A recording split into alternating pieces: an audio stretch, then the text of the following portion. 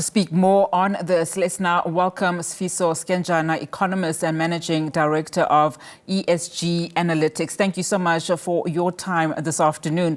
So there was some form, whether, depending on where you were reading, of nervousness and a bit of uncertainty during the road to elections and during that very neck-on-neck, campaigning. So what now does the Trump's 2024 win mean for global markets, essentially? Good afternoon, Unati, and of course our viewers at home. I think there's often what is spoken about as the dollar smile. And in essence is that when it's risk on, the dollar tends to strengthen. And when it's risk off, the dollar tends to strengthen. So when there's turmoil in the market, you see the dollar also strengthening. And I think this is what's happened now. And so we've seen quite a bit of trades taking place. And that's seen, in essence, the yields on the dollar starting to widen, growing north of that 4% mark, and the dollar strengthening. What does that mean? Of course, is that it certainly, I think, it prices in the expectations that a Trump administration is going to be inflation-led. We've heard about, of course, what he's spoken about in terms of tax cuts, and that's also what's seen, of course, or rather resulted in some of the U.S. equity starting to rally because of the anticipation and corporate tax cuts there. But there's an inflationary expectation that is going to be embedded on the back end of that. And so I think in a global markets context, I think a Trump administration, I think, brings inflation back on when we are already starting to see inflation tapering off. And so that's one of the key areas of consideration that we're seeing now. And just talk about some of the policies he had, particularly around emerging markets. We know that he's spoken a lot about, implications on China, Mexico, a little bit of South Africa, of course, was also said there, but also other concerns of proposed 10% tax on remittance imported for many Latin American countries too. Yeah, I think a lot of the messaging around the Trump campaign has been America first. And so in essence, that means that from a trade point of view, he's proposing import tariffs and increasing those. And so trying to stimulate the domestic economy from an American point of view. That means, of course, it makes it difficult for all the trading partners into the U.S. to bring in sustainably, at least, some of the products that they have been trading with the U.S. At sustainable prices. And so I think that's also one of the things that's certainly going to come in driving inflationary pressures up. What's also quite interesting, of course, is Trump's position on the just energy transition.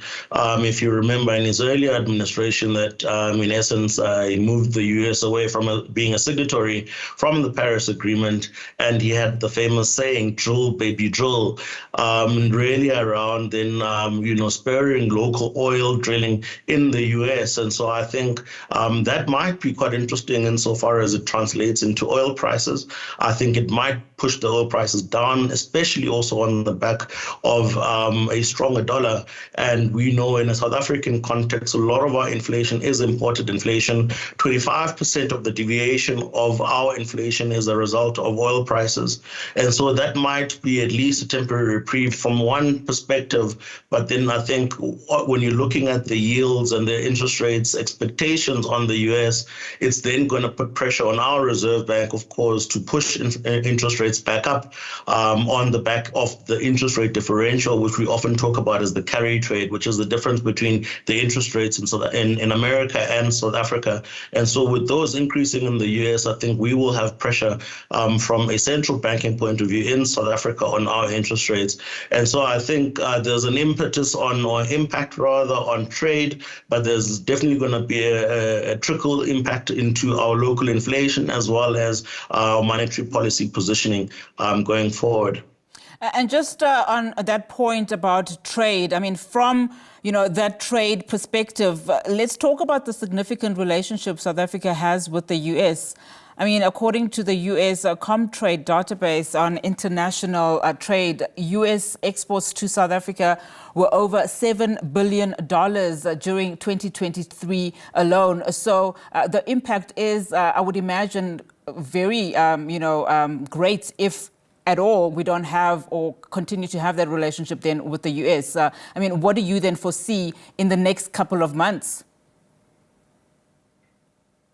I mean, it's going to be interesting because, of course, the U.S. tends to, especially under Trump administration, tends to be, an all-in type of administration. And so based on our trade relations, for example, with China and Russia, there may be pressure that is put on our trade terms with the U.S. in terms of how well we relate with Russia and China from a trade point of view. We know China is a massive destination for our minerals as well.